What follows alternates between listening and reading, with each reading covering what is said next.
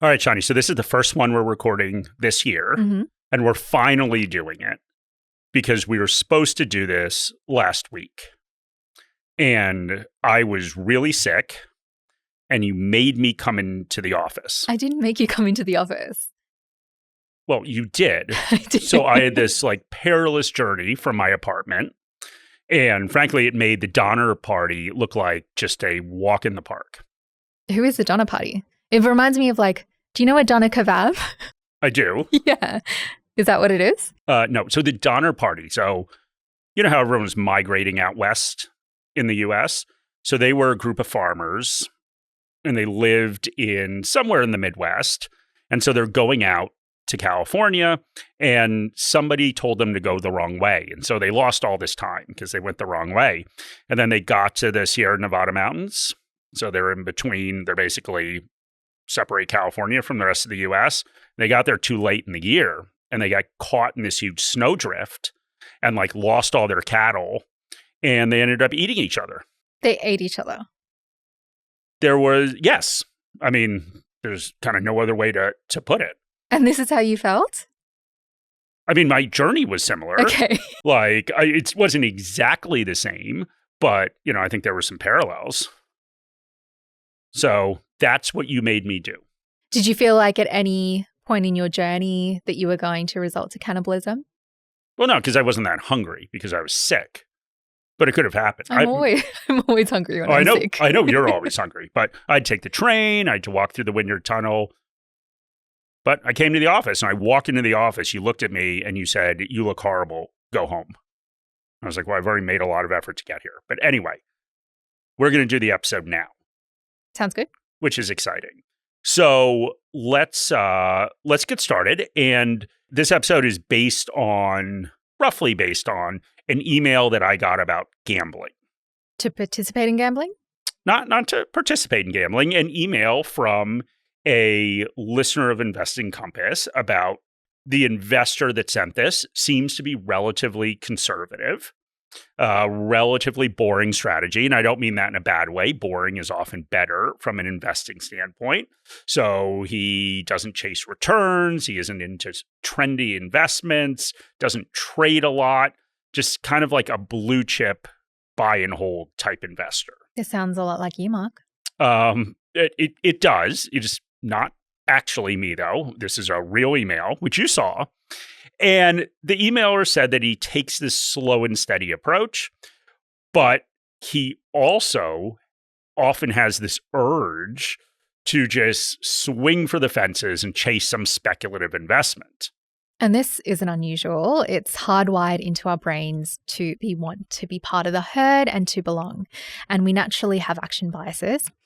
Decision making is heavily influenced by emotions. And this was outlined in the risk as feelings theory by George Lowenstein, which basically says that the emotional reactions often drive behavior and that those emotional reactions often misperceive risk. Yeah. And the point is that it's incredibly hard to completely deny all those feelings. So they're driven, of course, as we talk about all the time, by fear and greed, and they cause us to do things that are not in our best interest. And this reader had come up with what I thought was a pretty unique way to combat these feelings. So a couple times a year, he took a set amount of money out of the bank and a small amount compared to his overall portfolio, and he just went and gambled it. And on the surface, some people might think that this is crazy, but it's actually known to a similar concept called mad money.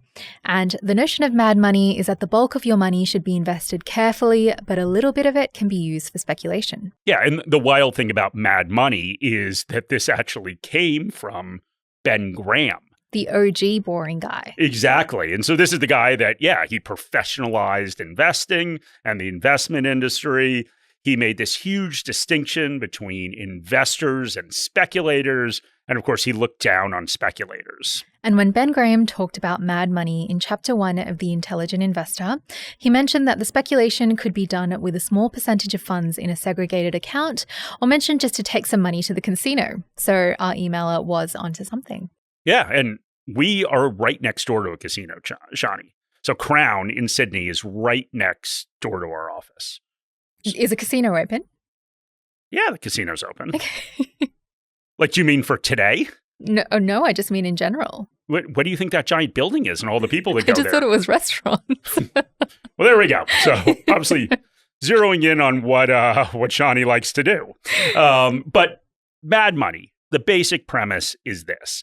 So if you do want to follow Graham's advice, you would never add money to this account, to this Mad Money account. So if you put in 5%, and that's what he recommends, and it goes to zero, then you're done. Your Mad Money is gone. If you happen to do really well and the account starts to become self-funding, then you can keep going. And he was very careful to stress that you can't commingle those funds. So you have one account, which is the vast majority of the money you have invested conservatively. Then you have this other account where you can go speculate. So it has to be a separate account. And yeah, it's just this way to scratch that speculative itch, Shani, without blowing your whole nest egg. And honestly, it isn't too far different from a core satellite approach. Core satellite is an investment approach that is supposed to combine the benefits of a passive and active strategy. The passive portion brings the benefits of passive in the core portion, and to speculate and try and beat the market in the satellite portion of the portfolio. The biggest difference is the amount. There's no set rule for how much goes into the core and how much goes into the satellite, but generally you hear about 10 to 20% in the satellite. What do you think about this notion, Mark? Do you think core satellite, Mad Money? I don't know. I've been thinking about it, obviously, because I knew we were doing this podcast. I am a bit torn about the whole thing. I got some, I guess I'll call them intellectual issues with all of it. So why don't we talk about Mad Money first? And I basically what you're saying is that you think speculation is a dumb approach if you're taking this. And you're saying that speculation is basically gambling, right? That's kind of the premise. But you're still going to take a portion of your portfolio and do it anyway. So that's one side of it. But then on the other side, I think it's a lot better than the alternative. So I do think it's acknowledging there's a difference between, let's say, like drinking all day, every day, and having a couple drinks on a Friday. Which one do you do, Mark? Well, unfortunately, they make me come to work. So I do have to stick around work till like 1 or 2 o'clock before I can sneak off to the Crown to get martinis. So it's like having a cheat day on your diet, basically. I think so, right? Yeah. So something that keeps you going in what is a very hard process of remaining patient and consistent over long periods of time. Yeah, and I think it's important with any investor, right? We do need to acknowledge and, of course, remember that we have all these biases and that our decision-making is driven by emotions a lot. So if you acknowledge that and accept it and you don't do anything about it, it's not really going to do anything but hurt your returns. And I think the real question is how this would look if you hit it big on the Mad Money portion of your portfolio and what happened if you lost it all. Okay, so we can look at, obviously we can model out what would happen in, completely made up scenarios, but what would happen with returns based on this. Okay, so let's say you have $100,000, Shani, and you plan to invest for 30 years. 95% is in your core, and then you get a return of 8% per year in that sort of core portion. 5% is in this Mad Money speculative bucket, and you make 16% a year. So you're very good at this. The end of 30 years, you end up with $1.385 million. So Shani, you do the lose all your money scenario. All right. So we can compare it to $100,000 at 8% per year for 30 years, where you end up with $1.005 million. So the Mad Money scenario results in 38% more money. Of course, it is a ridiculous scenario as the investor earned 16% a year for 30 years. Yeah, which is pretty good, right? Okay. So if you lose all your money, you were not doing the lose all your money. You were doing the baseline scenario. If you lose all your money, you have $955,000 or 4.9% less money than that baseline scenario. So I don't know, depending upon if you think 4.9% is a lot, it's not huge. The conclusion seems to be that if you can hit it big, this makes a huge difference. But if you lose all the money, it doesn't really make that big of a difference. Yeah. But the problem is, of course, that we always recommend that an investor creates a framework to try to govern decision-making so that those decisions that you make, they're thoughtful and they're disciplined. So this framework consists of goals, a set of investment strategy. We talk about this all the time. And it also includes criteria and rules that guide your actions. And writing things down helps. Having set criteria helps. Justifying and structure the decision-making process because that helps. But this isn't a magic bullet.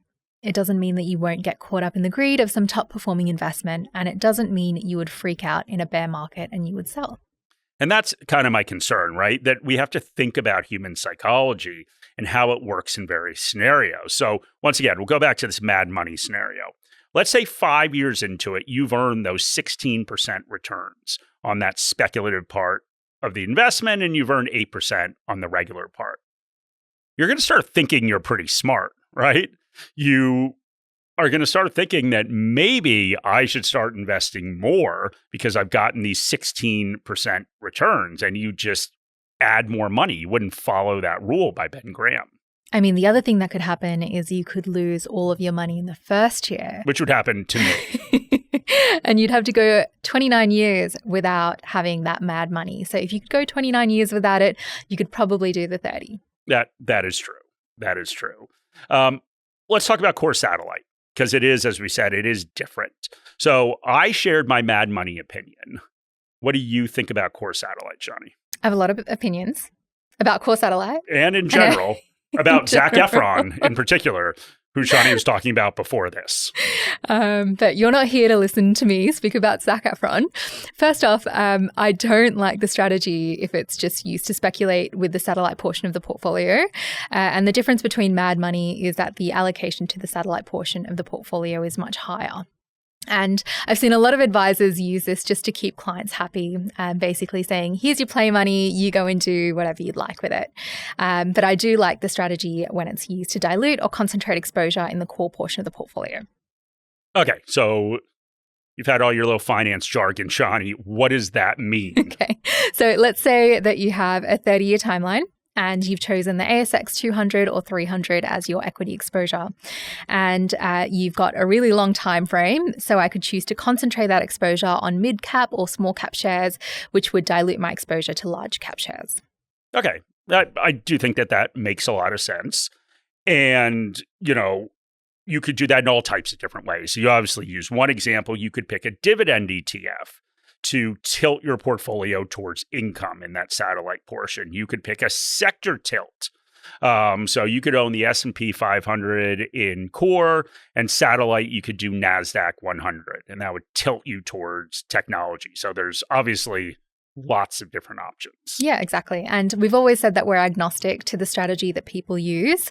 The strategy just needs to be aligned to what you're trying to accomplish and have it make sense to you. Yeah, I completely agree. I think my own view, and back to this kind of framework discussion we were having, is that what is actually more important than having a framework is having that intellectual attachment to the approach you're taking. So you have to believe in it. That belief should be documented, of course, in an investment strategy. But writing down something you don't believe in and don't understand isn't going to be a catalyst to sticking with it over the long term. And we do have to understand that there is an intellectual disconnect between these two approaches. There are lots of reasons to be a passive investor, namely that most people don't beat the market and your tax and fee impacts are significantly less. Believing in passive investing is different from using passive investments in a non-passive way. If you're constantly changing your asset allocation or trading one passive investment to another, you are not a passive investor.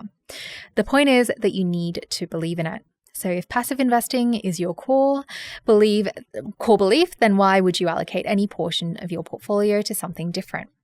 5% in the magic money example and 20% in the core satellite example. Yeah, I mean, it's kind of, we were talking about religion before this as well, not directly related to Zac Efron. We'll certainly not talk about the religious side of this thing, but it's kind of like being this like die-hard believer in one religion, and then you just say 20% of my time, I'll just believe in this other religion, right? Like, it's just a strange intellectual disconnect, I think, as I said before. And I think that that's often just how we talk about it from an investing standpoint. You want to do all this crazy stuff, so you just allocate a little bit of money to do that. It's just strange. Which religion are you calling crazy? I'm not calling any of them crazy. Although, I read about this thing the other day, the Church of Subgenius. Where are you reading about these religions? I heard it on this podcast and I read about it on Wikipedia. And so they have this very interesting belief system, and they think that their founder went to Tibet and he spoke to Yetis. You know what a Yeti is? I know what a Yeti is. Well, I just didn't know. There's no snow in Australia, so I'm not sure if you would know what a Yeti is. And that the church members believe that they were descended from Yetis. Okay. Well, we apologize to any Yetis for causing any offense. What about the subgenius Yes, them believers? too. Yes. Yeah.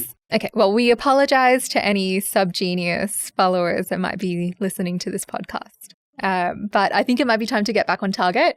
Ultimately, there is no data we could find that supports core versus satellite or mad money as a way to limit bad behavior or improve investment returns.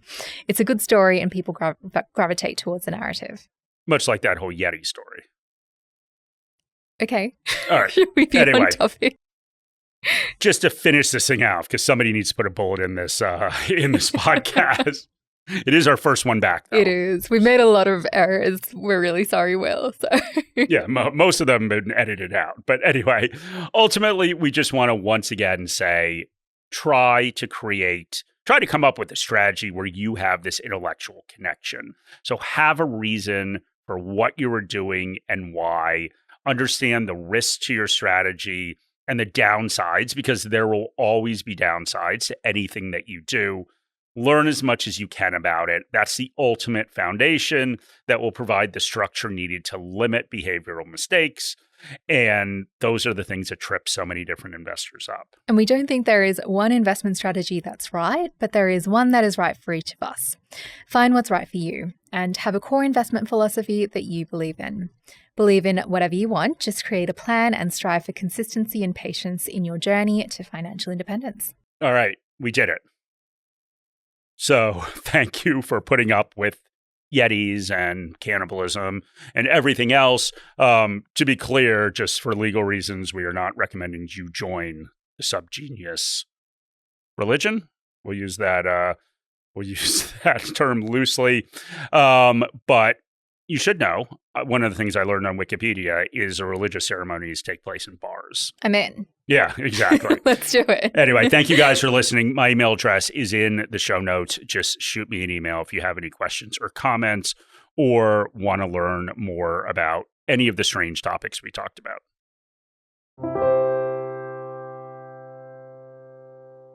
This video has been prepared for clients of Morningstar Australasia Pty Ltd and or New Zealand wholesale clients of Morningstar Research Ltd.